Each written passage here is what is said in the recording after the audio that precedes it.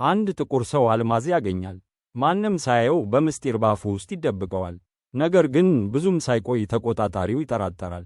ይህ የሰው ልጅ ሕይወት ርካሽ የሆነባት አልማዝ ግን ዋጋ የማይተመንለት አፍሪካ ናት። ይህ በእንዲህ እንዳለ ሌላ ሰው መሬት ውስጥ የሆነ ነገር ያገኛል። አፈሩን ሲያነሳ አንድ ትልቅ ሮዝ አልማዝ ያገኘዋል። ወዲያውኑ ታላቅ ዋጋ እንዳለው ይገነዘባል። ይሄ ሐሳብ ያስፈራዋል፣ በጭንቀትም ይላባል። ለራሱ እንዴት ሊደብቀው እንደሚችል እያሰበ ቀስ ብሎ አካባቢውን ይመረምራል። ነገር ግን ብዙ ሰዎች በአቅራቢያው በመሆን እያንዳንዱን እንቅስቃሴውን ይከታተሉ ነበር። ድንገት የውሃ መረጨት ሁከት ይፈጥራል። ይህ አጭር መደናገር ለሰውየው ዕድል ይሰጠዋል። ጎንበስ ብሎ አልማዙን በእጆቹ ይዞ አጥብቆ ይዘዋል። ከዚያም ለቀኝ እዙ ለአለቃው ካፑንዲ ይለዋል፣ ወደ መጸዳጃ ቤት መሄድ አለብኝ፣ አሁኑኑ መሄድ አለብኝ። አልማዙን ወደ ተገለለ ቦታ ይወስደዋል። ነገር ግን ድንገት አንድ ተቆጣጣሪ ያስቆመዋል። ሰሎሞን አልማዙን ሊደብቅ ሲል አንድ ሰው ከበስተጀርባው ጠመንጃ ይደቅንበታል። ለሌላ ሰው እንዲሰጠው ይገደዳል። በዚያ ቅጽበት ሰሎሞን ሙሉ በሙሉ ተስፋ ይቆርጣል። ድንገት በርካታ የመንግሥት ወታደሮች መጥተው አማጽያኑን ያጠቋቸዋል። ቦምብ ፈንድቶ ሁለቱንም ሰሎሞንንና ሌላኛውን ሰው መሬት ላይ ይጥላቸዋል። ሰሎሞን በጽኑ ስላልተጎዳ ወዲያውኑ ይሮጣል። እየሸሸ ሳለ ሮዝ አልማዙን በአንድ ባዶ ቦታ ላይ በፍጥነት ይቀብረዋል። ከደበቀው በኋላ የመንግሥት ኃይሎች ይዙትና ወህኒ ቤት ያስገቡታል። ወህኒ ቤት ውስጥ ሰሎሞን ተቆጣጣሪውን በሕይወት እንዳለ ያያል። ወዲያውኑ ይለየዋል። ተቆጣጣሪው ሰሎሞን ትልቅ ሮዝ አልማዝ እንዳለው በወህኒ ቤቱ ውስጥ ላሉት ሁሉ በከፍተኛ ድምፅ ያውጃል። አልማዙን ላገኘው ሰው $100,000 ወሮታ እንደሚሰጥም ጭምር ይገልጻል። ይህንን የሰማው ሰሎሞን በቁጣ እየጮኸ አብደሃል፣ እኔ ምንም አልማዝ የለኝም ይላል። አያችሁ፣ እናንተ ዓይናችሁን ሳታርገበግቡ የምትገድሉ ሰይጣኖች ናችሁ። ቤተሰቦቼን ወሰዳችሁ፣ ቤቴን አደማችሁ፣ አሁን ደግሞ አልማዝ ደብቀሃል ብላችሁ በሐሰት ትከሱኛላችሁ። የሰሎሞን ንግግር አብዛኞቹን ሰዎች ያምናቸዋል። ነገር ግን በዚያው ወህኒ ቤት የታሰረው ሊ የተባለ ሰው ጨርሶ አያምነውም። ከተወሰነ ጊዜ በኋላ ትንሹ ሊ በዋስ ይፈታል። ሰሎሞን ትልቅ አልማዝ ደብቆ እንዳስቀመጠ ሙሉ በሙሉ አምኗል። ጓደኞቹን ዋስትናውን እንዲከፍሉለት እንዲሁም የምግብና የመጠለያ ወጪውን እንዲሸፍኑለት ይጠይቃል። በዚያ ቅጽበት የሰሎሞን ሐሳብ አልማዙ ላይ አልነበረም። እሱ የሚፈልገው ቤተሰቡን ማግኘት ብቻ ነበር። ወደ ተፈናቃዮች ካምፕ ይሄዳል። እዚያ የጠፉ ሰዎች ረጅም ዝርዝር አለ።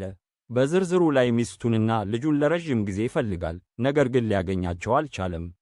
ድንገት አማጽያን አካባቢውን አጥቅተው ሰዎችን መግደል ይጀምራሉ። ሰሎሞን ሙሉ በሙሉ ይደነግጣል፣ ተስፋም ይቆርጣል። ልክ በዚያን ጊዜ ትንሹ ሊ ይደርሳል። ነገር ግን ሰሎሞን አይታለልም። ከአልማዙ የተነሳ እሱን እያደኑት እንደሆነ ያውቃል። ስለዚህ ማንንም አያምንም። ይህ በእንዲህ እንዳለ አማጽያኑ ወደ ካምፑ ሊገቡ ነበር። በፍርሃት ቅጽበት ትንሹ ሊ ለሰሎሞን አሁን የምናስብበት ጊዜ አይደለም፣ ቤተሰቦችን እንድታገኝ እረዳሃለሁ ይለዋል። ሰሎሞን ለመስማማት ይገደዳል። እሱ ያደገው በተዋጊ ቤተሰብ ውስጥ ስለሆነ ሰፊ የውጊያ ልምድ አለው። ስለዚህ በተኩስ ልውውጡ መሃል እንኳ በፍጥነት ማምለጥ ይቻላል። ሁለቱ ሰዎች በበረሃው ላይ ጉዟቸውን ይቀጥላሉ። ከተወሰነ ጊዜ በኋላ በመንግሥት ወታደሮች ይያዛሉ። ትንሹ ሊ ወደ ሰሎሞን መንደር ለመመለስ ወታደሮቹን እርዳታ ይጠይቃል። እነሱ ግን አቃታቸው፣ ፈቃደኛ አልሆኑም። ድንገት ትንሹ ሊ ቀድሞ የሚያውቃት አንዲት ሴት ጋዜጠኛ ያገኛሉ። የእሷን እርዳታ ለማግኘት ትንሹ ሊ የደም አልማዙን ብላድ ዳይመንድ ታሪክ ይነግራታል። እውነቱን ለዓለም ማጋለጥ እንደሚፈልግ ይናገራል። በዚህ መንገድ የጋዜጠኛዋን እምነት ያተርፋል። ከዚያም እሷ ሰሎሞንንና ትንሹ ሊ በሚዲያ አውሮፕላን ኪሚያ ወደሚባል ቦታ ትወስዳቸዋለች። እዚያ ሲደርሱ በሸለቆቹና በሳር ምድሩ ስፋት ይገረማሉ። እሱ ከ10,000 በላይ ሰዎችን የያዘ ትልቅ የስደተኞች ካምፕ ነው። በሚያስገርም ሁኔታ በአፍሪካ ውስጥ ሁለተኛው ትልቁ የስደተኞች ካምፕ ብቻ ነው። ሰሎሞን በመጨረሻ ከሚስቱና ከልጁ ጋር የተገናኘው እዚያ ነው። ከረጅም ጊዜ በኋላ ከቤተሰቡ ጋር መገናኘቱ እጅግ ስሜታዊና አስደሳች ቅጽበት ነበር። ነገር ግን ብዙም ሳይቆይ ሰሎሞን ልጁ ቫሃን አለመሆኑን ሲያውቅ ሚስቱ ልጁ በአማጽያኑ እንደተማረከ ትነግረዋለች። አማጽያኑ የልጆችን አእምሮ እንደሚያጥቡ ስለሚያውቅ ሰሎሞን በጣም ያዝናል።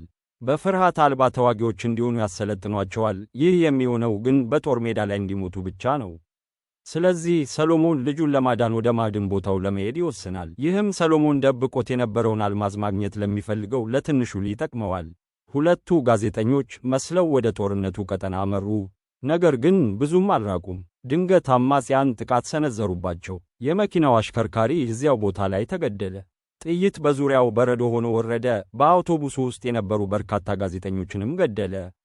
እሱ አሽከርካሪውን ከመቀመጫው አንስቶ መኪናውን ራሱ መንዳት ጀመረ።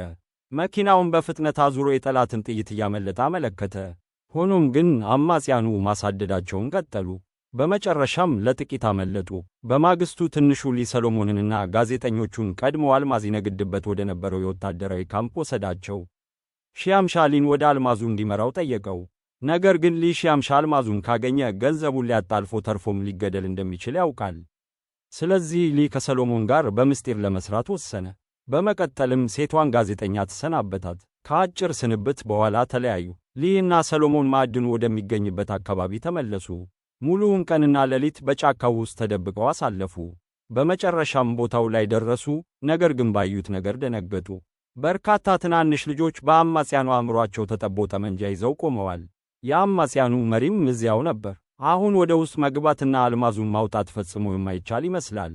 ነገር ግን ከተወሰነ ጊዜ በኋላ ሊያንድ ዕቅድ አወጣ። በገመድ አልባ ስልኩ ዋየርለስ ሺያምሻን ደውሎ ካምፑን በቦምብ እንዲደበድበው ነገረው። ሰሎሞን ለዚህ ዝግጁ አልነበረም። ልጁ በካምፑ ውስጥ እንዳለና በቦምቡ ሊጎዳ እንደሚችል ሙሉ በሙሉ አምኖ ነበር። ነገር ግን ሊግድ አልነበረውም። እሱ የሚያስበው ስለ ሮዝ አልማዙ ብቻ ነበር። ምሽት ሲቃረብ ሰሎሞን ራሱን እንደ ባሪያ ሠራተኛ በመለወጥ ብቻውን ወደ ካምፑ ገባ። እዚያም ልጁን አየው። ሰሎሞን ልጁን ይዞት ለመሄድ ሞከረ። ነገር ግን ልጁ በአማጽያኑ አእምሮ ተበላሽቶ ሙሉ በሙሉ ተለውጦ ነበር። ይልቁንም ለአማጽያኑ ጥቆማ ሰጠና ሰሎሞን ተያዘ። አማጽያኑ በጣም ተቆጥተው የአልማዙን ቦታ እንዲናገር በማስገደድ በማግስቱ የሰሎሞንን ልጅ ሕይወት አስፈሩት። ይህ በእንዲህ እንዳለ በአቅራቢያው ተደብቆ የነበረው ሊ የአልማዙ ምስጢር ሊጋለጥ ይችላል ብሎ በጣም ፈርቶ ነበር።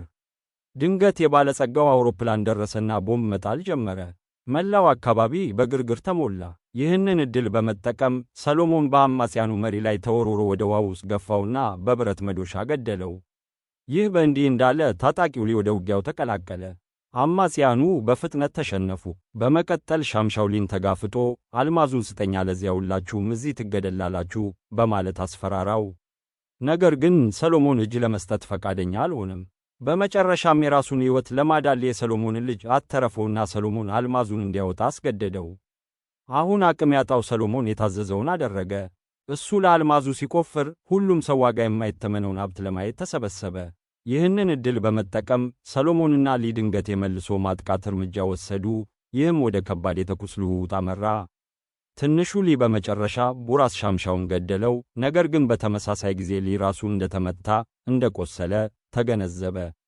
ሆኖም ግን ግድ አልነበረውም፣ ምክንያቱም በዚያ ቅጽበት ለእሱ ከአልማዙ በላይ ምንም አስፈላጊ ነገር አልነበረም። እሱ ያልጠበቀው ነገር ግን ሰሎሞን አልማዙን እንዳወጣ ልጁ ድንገት ሊ ላይ መሳሪያ ደቀነበት። ሰሎሞን ወዲያውኑ አስቆመው። ልጁን አረጋጋውና በመጨረሻም ልቡን በፍቅር መለሰው። ይህ በእንዲህ እንዳለ የቀሩት የሻምሻው ሰዎች እንደገና ሊያሳድዷቸው ጀመሩ።